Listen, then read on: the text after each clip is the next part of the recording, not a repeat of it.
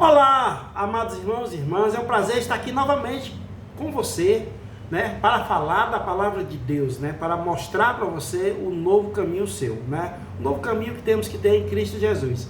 Então, continuando a leitura das parábolas, né, já li a parábola do semeador e a parábola da lâmpada, né, agora vamos ler a parábola da semente que cresce. Olha que maravilhoso, né? Essa parábola também é curtinha, né? Como eu tinha explicado antes, estava explicando antes que da parábola anterior, que é a parábola da lâmpada, que o Senhor Jesus é a nossa lâmpada, né? O Senhor Jesus é o nosso farol, é a nossa luz que nos ilumina, porque Ele nos tirou das trevas e aí colocou agora nas luzes. Antes nós estávamos na Trevolândia. Lá na Trevolândia, quem comanda lá é o Senhor Trevoso, né? O Senhor Satanás. E agora Ele nos colocou na Luzilândia, né? Quem governa a Luzilândia é o Senhor Jesus Cristo. Então agora você está na luz, né? Mas lembrando, você tem opção também. Tem muita gente que quer ficar na Trevolândia, tá? Se você é essa pessoa, é hora de acordar, porque na Trevolândia você vai para o inferno. E na Luzilândia você vai para a glória do Senhor Jesus. Você vai sentar-se à destra de Deus. Você vai sentar ao lado do Senhor Jesus. Porque o espaço dele é muito grande, o trono de Deus é muito grande, cabe todos nós temos uma cadeira cativa no Senhor Jesus Cristo. Temos uma cadeira cativa que Ele nos prometeu, tá bom? Antes de mais nada, te peço, se inscreva no meu canal, compartilhe essa palavra para que mais e mais irmãos possam ver essa palavra maravilhosa que é a palavra de Deus. É o nosso alimento espiritual, como eu já te falei. Precisamos nos alimentar, vivemos épocas difíceis, né? Momentos nebulosos, muitas coisas estranhas estão acontecendo. Está na hora de você se alimentar da palavra de Deus, porque a palavra de Deus vai te dar revelações, para que você possa caminhar no caminho certo, para que você possa ter galardão no dia do seu julgamento. E nesse galardão a Bíblia fala que alguns governarão uma cidade, outros 5 cidades, outros 10 cidades, alguns governarão até nações. Nós temos função de governo, do governo do Senhor Jesus Cristo, que é o novo milênio, a nova dispensação é o governo do Senhor, é o governo do reino que vai vir por aí, que há de vir. Tá? Essa é uma das poucas promessas que falta se concretizar, né? Quase todas as coisas já foram confirmadas, né? Quase todas as previsões, como se chama, né? Quase todas as profecias já se realizaram, né? Mas falta as profecias que estão em Apocalipse. Tem muita gente que ouviu falar do governo do reino. Há muita gente, eu já conversei com pessoas que acham que Jesus não vai voltar mais. Eu digo, meu irmão, ainda bem que ele vai voltar para governar, porque se ele não voltar, meu irmão, se ele não voltar mais, muita gente vai para o inferno, porque ele vai voltar justamente para resgatar essas pessoas. E eu vou falar agora a parábola da semente que cresce. As duas próximas parábolas, a semente que cresce e a parábola da mostarda, justamente representa essa vinda que o Senhor Jesus vai ter que vir para poder fazer essa colheita. E o Senhor Jesus, ele vai colher demais. Ele é o semeador, ele vai semear e vai colher, né? Agora ele é o lavrador que vai colher todas esses frutos maduros, né? Eu espero que seja um dos frutos, você também, né? Porque nós aqui não somos nada. Se não estivermos em Cristo, menos ainda. Mas em Cristo Jesus, nós somos fortes, nós somos tudo. Nós somos filhos de Deus. Antes, éramos criação de Deus. Então, eu vou ler agora a parábola da semente que cresce. Jesus também disse, assim, vou falar logo aqui o versículo. A parábola da semente que cresce está em Marcos capítulo 4, versículo do 26 ao 29. Então vamos lá. Começando pelo 26. Jesus também disse: o reino de Deus é como um lavrador que lança sementes sobre a terra. Noite e dia, esteja ele dormindo ou acordado. As sementes germinam e crescem, mas ele não sabe como isso acontece. A terra produz as colheitas por si própria. Primeiro aparece uma folha, depois se formam as espigas de trigo e por fim o cereal amadurece. E assim que o cereal está maduro, o lavrador vem e a corta com a foice, pois chegou o tempo da colheita. Então, o tempo da colheita vai ser justamente no governo do Senhor Jesus Cristo. Agora também é tempo de colheita, mas a maior colheita que ele vai fazer é quando vier o reino do Senhor Jesus Cristo, que ele vai vir novamente. A primeira vez ele entrou em Jerusalém num jumentinho para ser crucificado. para cumprir todas as coisas que estavam exigindo que ele fizesse para nos salvar. As coisas que Deus tinha decretado que ele tinha que fazer para ter os nossos pecados salvos, para que todas as multidões foram salvas através do seu sangue derramado. Agora não, agora ele é que tem autoridade agora, ele é que é o Senhor, toda autoridade foi dada para ele. Então todos nós estamos na mão do Senhor Jesus Cristo. É impossível você se relacionar com Deus, a não ser que você esteja em Cristo Jesus, porque o Senhor Jesus Cristo é o nosso representante. Deus só vai falar com você se primeiro você aceitar Cristo. E quando você aceita Cristo, aceita o sangue derramado na sua vida, aí o seu intercessor é Cristo. Mas mesmo assim você tem que falar com ele primeiro, porque é ele que leva as suas mensagens para Deus. Porque Deus mesmo não fala com você. No dia do nosso julgamento, do meu e do seu julgamento, Deus vai lá para Cristo. Mas aí estamos em Cristo e Cristo está nos representando. Aí de boa, nós passa batido, né? Nossos pecados, a Bíblia fala que ele não se lembrará jamais, ele não vai ver nossos pecados. Por quê? Porque estamos com Cristo, estamos revestidos do sangue, é o sangue que nos salva. Então é esse sangue celestial que nos lava, né? Ele é aquele vênice celestial que limpa tudo, toda a sujeirinha. Embora eu e você sejamos muito sujos, temos sujeiras que nem a gente imagina, cometemos pecados que nem nós lembramos, né? Precisaria que alguém, quer dizer, o diabo, Satanás, ele vem sempre lembrar na sua cabeça o qual pecado, qual pecador você é. Isso aí é verdade. Mas não acredite nele, isso é conversa dele, isso é uma forma de ele ter de acusar. Você, quando ele aparecer na sua mente, você diga, já está pago, a dívida já está paga, acabou-se, né? Então, nós somos essa semente, né? Nós somos essa semente. E ele vem, estamos aqui para crescer, para dar frutos. E quando estivermos maduros, ele é que vem com a foice e fará a colheita. E felizes aqueles que estão maduros para serem levados para o reino do Senhor Jesus Cristo. Então, meu irmão e minha irmã, ele está fazendo, dormindo acordado, você dormindo acordado, não se preocupe, que ele está agindo. O nosso Deus não dorme. Agora, aqui fala dormindo, ou acordado ou dormindo, está falando de nós. Que aqui ele fala que é ele esse lavrador, mas ao mesmo tempo ele coloca uma ilustração de que se você realmente fosse um lavrador, você vai lá, planta, realmente você planta, e você está dormindo, você não vê, mas na noite, às vezes é de noite, quando você acorda de manhã, se você é lavrador, você vai entender. Às vezes você está uma colheita, aí tá para dar os brotos, aí a chuva vem, aí você vai dormir. No outro dia, quando você acorda, já tem dando uma folhinha. Quando você acorda, olha, ó, toda aquela roça lá tá já toda brotando, aquela coisinha verde, é linda, quando você, como lavrador, vê que aquela obra sua está florescendo, você fica irradiante, ô Senhor Jesus. Aí você passa outro dia, você vai dormir, aí as espigas já começam a brotar, aí você vai dormir de novo, aí no outro dia já tem espigas grandes, né? Esse é o grande milagre da natureza, é o milagre da vida, né? Você é essa semente. Se você está em Cristo Jesus, né? Procurando viver uma vida cristã certa, correta, não quer dizer que você não vai tropeçar, você vai tropeçar.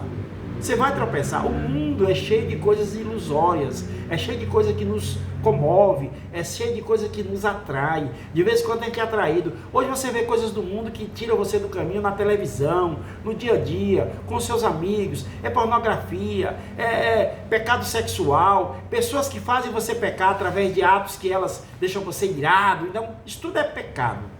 Deus não é um Deus que aceita aquelas coisinhas mínimas que você faz, não, isso é um pecadinho, Deus não está nem vendo, está vendo sim. E todos os pecados são considerados graves para o Senhor. Lá não é como aquelas coisas do Detran, que tem pontuação de 3 pontos, carteira de 5 pontos, é tudo 7 pontos, é tudo nota máxima. Por quê? Porque ele colocou Cristo à nossa disposição, ele sabia que nós não poderíamos honrar os mandamentos, ele sabia que nós não andaríamos aqui corretamente, então ele colocou Cristo. Aí quando você reconhece Cristo, quando você aceita esse sangue celestial na sua vida para pagar seus pecados, pronto, o Senhor Jesus já te curou, Deus não vê mais o seu pecado, Deus não olha mais as suas falhas, aquela pontuação toda é retirada. Por quê? Porque você é bom? Não. Porque você é correto? Não. Porque você faz tudo certinho? Não. Porque você está em Cristo Jesus. Jesus cumpriu todos os requisitos. Jesus tirou nota 10. Jesus cumpriu a lei. Jesus não pecou. Jesus não pecou. Ele realmente cumpriu a lei certinha. E ele ainda morreu no nosso lugar, ainda derramou sangue. Ele cumpriu a lei na terra, aqui. Ele não cumpriu a lei quando ele morreu. Não era lei ele morrer, não. Ele morreu por amor a nós. Ele cumpriu toda a lei aqui andando. Ele foi tentado por Satanás como você e eu é tentado todos os dias. A Bíblia relata apenas 3 vezes, né? Mas ele foi tentado. Eu acredito que Jesus Cristo teve muitas vezes que se meter no meio dos discípulos, briga entre eles, né? Todo mundo querendo ser o cara, todo mundo querendo... A Bíblia fala em muitos casos, né? Inclusive da parte de Pedro, quando o Senhor Jesus foi lavar os pés, que ninguém queria lavar, ninguém ia lavar os pés um do outro. Pegou Jesus, pegou o avental e ele mesmo lavou os pés de todo mundo, né? Naquela vez que Pedro também renegou Cristo por 3 vezes, na vez que Pedro pegou lá e cortou com a espada lá a orelha do sacerdote, porque achava que Jesus estava indefeso. Não, Pedro, os discípulos, os apóstolos fizeram muitas coisas que, com certeza, Deus exortou Pedro, exortou, na hora que ele cortou a orelha do sacerdote. O Senhor Jesus pediu para eles dormirem e vigiar. 3 vezes o Senhor Jesus viu, eles estavam dormindo. Jesus também os exortou. Então o Senhor Jesus teve que fazer muitas coisas, né? Muitas coisas aqui com eles, com os seus próprios discípulos. Jesus teve que ensinar. Teve aquela passagem também que eles estavam tentando tirar um demônio de uma pessoa, não conseguiu, e o Senhor Jesus falou: até quando eu vou estar aqui com vocês, para poder fazer tudo por vocês? Não, o Senhor Jesus exortou também, mas nem por isso o Senhor Jesus deixou de ser amoroso.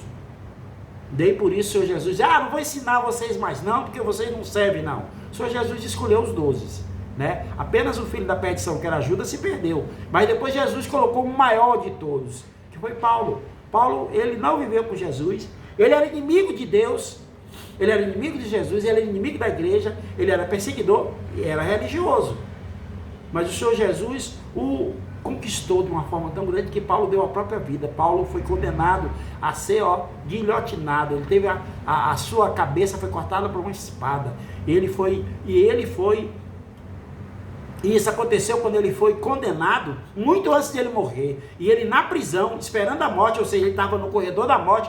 Mesmo assim, Paulo escreveu 70% ou mais do Evangelho. Quase todas as cartas, quase todas as passagens aqui foram escritas por Paulo. E Deus deu a Paulo a maior revelação que todos os apóstolos não tiveram. Deus escreveu tudo para Paulo. Claro que cada apóstolo teve o seu papel, né? Como João teve a revelação do Apocalipse lá na ilha de Pátimo, como Daniel também, que era um profeta, como Pedro também, que é a pedra fundamental da igreja. Então muitos apóstolos tiveram seus encargos, mas Paulo foi o que ficou encarregado de escrever a maioria do Evangelho da Segunda Aliança. Foi Paulo que escreveu. E detalhe, Paulo escreveu que estava no corredor da morte. Ele poderia muito bem ser um cara revoltado: não vou, mas se vir esse Deus aqui, que adianta esse Deus? Eu estou aqui condenado, ele não vai me livrar da morte mesmo, então eu já vou morrer mesmo.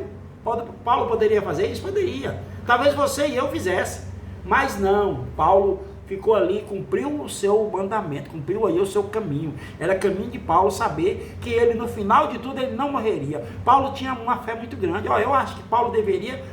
Abraão é chamado pai da fé, mas acho que Paulo deveria ser chamado muito mais ainda, porque Paulo tinha certeza de que ele não morreria. Paulo condenado à morte. Repare, é um paralelo muito estranho, não? Você está condenado à morte, mas você sabe que não vai morrer. A mesma coisa é Jesus, não comparando com Jesus nunca. Jesus é o Filho de Deus, mas Jesus, quando se entregou à morte e ele ressuscitou, ele sabia de todas aquelas coisas. Paulo é a mesma coisa, sabia, porque é impossível um homem que estava condenado à morte, um homem que estava no corredor da morte, sabia que ia morrer, mesmo assim cumpriu todos os requisitos. Ele escreveu o Evangelho todinho, ele e Lucas escreveram o Evangelho. A maior parte do Evangelho, 70% ou 75% da Bíblia, da Segunda Aliança, foi escrita por Paulo. Paulo foi um homem que teve muitas revelações, mas ele tinha certeza de que ele ia para o reino do Senhor. Ele tinha certeza que na hora que a espada baixasse no pescoço dele, ele não sentiria aquilo. E foi assim que aconteceu. O espírito de Paulo foi levado na mesma hora. Aquela espada, quando ela caiu no pescoço, ela caiu no pescoço de um homem morto já, só de um corpo, que é a nossa carne. Essa nossa carne nós vamos perder ela, com certeza. Ela vai ficar aqui na terra. A Bíblia fala que ao pó nós voltaremos. Então eu acredito que Paulo teve essa revelação. Então Paulo sabia que o amadurecimento dele no Espírito dependia do que ele estava fazendo, e foi a opção dele fazer. ele foi ungido, ele foi levantado, todas as revelações foram dadas. Deus deu um encargo muito grande, o Senhor Jesus deu um encargo muito grande a Paulo, e Paulo cumpriu. E Paulo cumpriu. Se fosse uma lei que Deus tivesse dado para ele, tinha cumprido essa lei. Então eu acho muito bonito isso, entendeu? Que eu acho muito bacana, muito glorioso isso que Paulo fez. A Bíblia fala, né, alguns filmes relatam que Paulo foi imediatamente para a glória. O Senhor já estava esperando, o próprio Senhor recebeu Paulo. E Paulo era inimigo de Deus. Repare. Então, aqui, que está falando aqui, que aqui no capítulo, no versículo 29. E assim que o cereal está maduro, o lavrador vem e corta com a foice, pois chegou o tempo da colheita. Então, nós somos essa colheita. Essa colheita, eu creio que ela vai acontecer em dois momentos principais. Mas ainda vai vir um terceiro momento, que é o grande trono branco. Que vai ser a maior colheita do Senhor, vai ser no julgamento do grande trono branco. Mas a Bíblia fala, e nós cremos também nisso, primeiro eu da Igreja Videira, nossos pastores, o pastor Luiz, que é o meu líder espiritual aqui, religioso aqui na terra, pastor Luiz, pastor Naô, pastor Luiz Igonato, todos os pastores da Igreja Videira, porque todos foram doutrinados com a palavra da graça. Eu não quero nem ouvir nem pastor que está falando de lei. Se tiver um pastor para falar de requisito que eu tenho que fazer para ser salvo, eu estou no salvo, nem quero ouvi-lo, porque eu não dou conta. Se vier colocar para mim algum tipo de lei para mim cumprir, eu estou no salvo, eu não consigo cumprir lei nenhuma. Eu sou incapaz de cumprir qualquer requisito para chegar a Deus. Então eu prefiro acreditar na graça, que é de graça, e que eu não preciso fazer nada. Ao contrário, eu fico descansando, eu fico sentado, eu fico rindo. Coisas estão acontecendo na minha vida, claro, acontecem coisas, tribulações, perseguições, dificuldades, tudo isso eu enfrento no descanso. Ah, vem, tá bom, a conta venceu, tá bom, quando tiver dinheiro paga, aquele cara ali tá não sei o que com raiva de você, deixa pra lá, ele fica lá no descanso, depois ele volta de novo, fica meu amigo de novo, eu não esquento. E graças a Deus não tem me faltado nada, não é nada, por quê? Porque a minha riqueza não é dinheiro, a minha riqueza é Cristo. Eu estou nele, ele já me prometeu uma herança, neste mundo ou no outro mundo vindouro. Se eu estiver aqui, nesse mundo, a minha saúde, a minha paz, a minha família, os meus filhos que eu tenho, mesmo não vivendo mais com a mãe deles, eu estou vivendo outro relacionamento agora, mas é minha casa, aqui tem minha casa, tem meus bichinhos, tem minha vida, eu estou feliz pra caramba, a minha riqueza é essa. Tem meu carrinho para andar, tem meu trabalho, tenho minha saúde, minha riqueza é essa.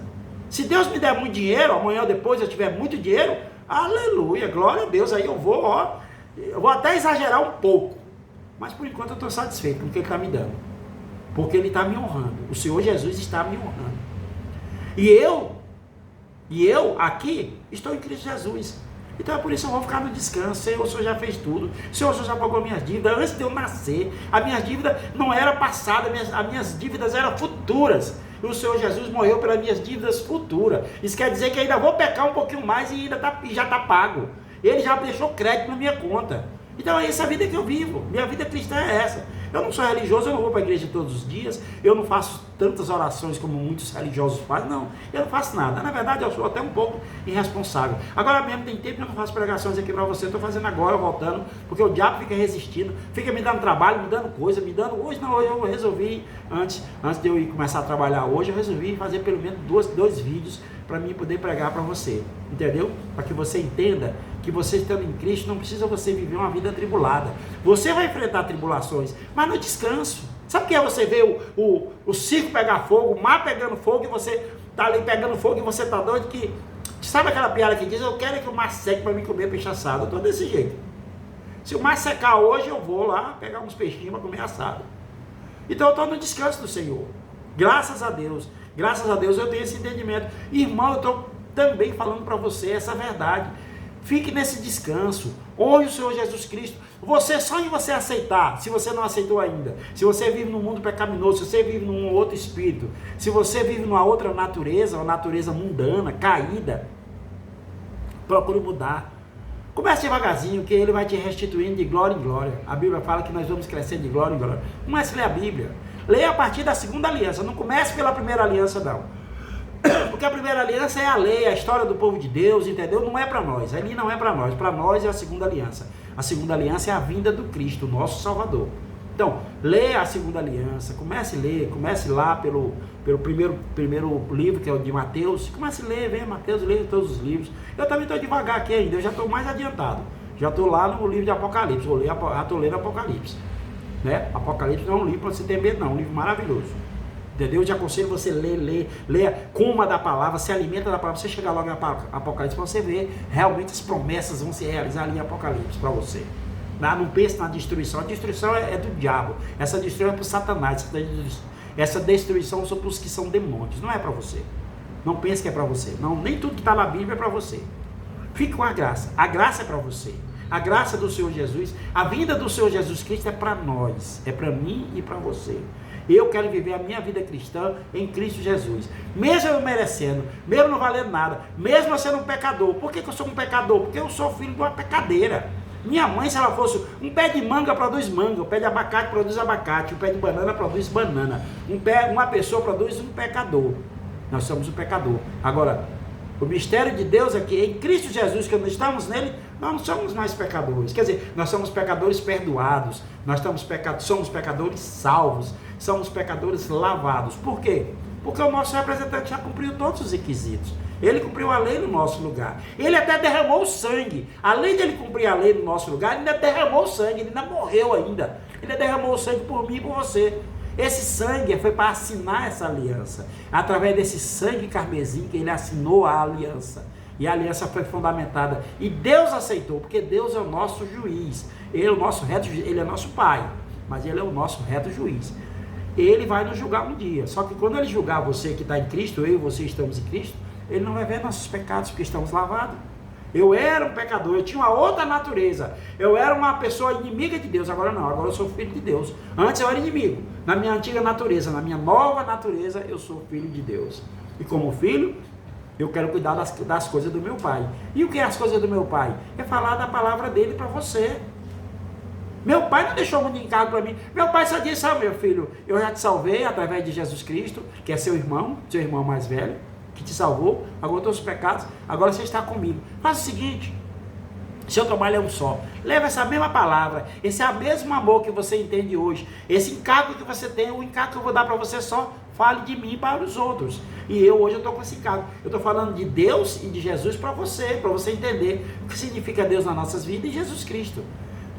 Quando estamos em Jesus Cristo, nosso Salvador, aí nós somos realmente chamados de filho de Deus. E aí nós estamos na mesa do Pai, aí nós sentamos no trono ao lado dele, porque agora nós pertencemos à família real, à família de Deus.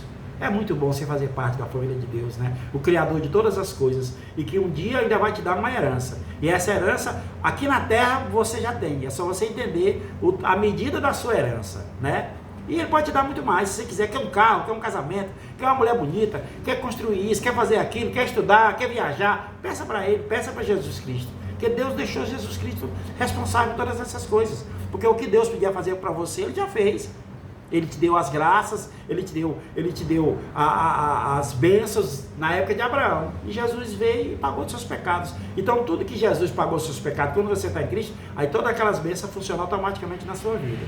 Então você tem favor, você tem revelação, tudo que é bom você tem na sua mente. E aí você se transforma numa nova pessoa. Você nasce de novo. A Bíblia fala, nascer de novo. Nascer de novo é você mudar de mente, mudar de metodologia. Antes você vivia na Trevolândia, agora você vive na Luzilândia. A Trevolândia lá é trevas, é escuro. A Luzilândia é luz, é claro. Lá você vê tudo. Na Trevolândia as coisas estão ocultas. Na Luzilândia as coisas estão reveladas. E aí você vê tudo, o seu olho se abre, né? Não seja igual aqueles discípulos do caminho de Emaús, que só abriram os seus olhos depois que o Senhor Jesus teve que contar toda a história para eles. Aí eles acreditaram.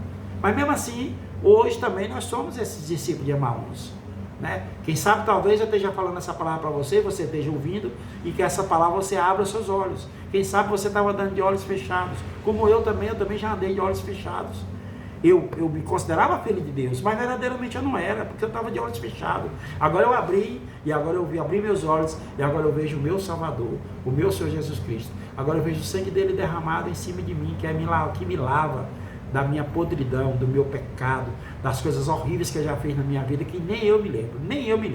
e nem vou me lembrar mais. Agora que eu estou em Cristo, é que eu não lembro mesmo, esqueço. Mas o Senhor sabe de todas as coisas, Ele já pagou todos os pecados, e Ele pagou no passado o que eu estou fazendo agora no futuro. A mesma coisa você. Então entenda esse mistério de Deus. É um dos mistérios de Deus. Ele derramou sangue, Ele dá tudo para nós, para quem não merece nada. E agora nós temos tudo que era dele, agora em nossas vidas. Então tudo que eu merecia, o Senhor Jesus pagou na cruz. E agora tudo que Jesus merecia, nós recebemos. Então a nossa vida cristã é começar sentado, recebendo, no descanso, esperando o Senhor. Amém? Irmão e irmã, fique na graça e na paz do Senhor. Espero que essa palavra tenha te trazido revelação, que você possa compartilhar essa palavra com outras pessoas, tá? Qualquer coisinha que você quiser, escreva nas mensagens. Se você precisar de algum ensinamento, alguma ajuda espiritual, coloca seu telefone lá nas mensagens que eu vou te responder. Tá bom, meu irmão e minha irmã? Fica na graça e na paz do Senhor. Compartilha essa palavra e lembre-se, Jesus é o nosso caminho. Jesus é a nossa luz. Jesus é a nossa salvação. Amém? Amém. Até um outro dia.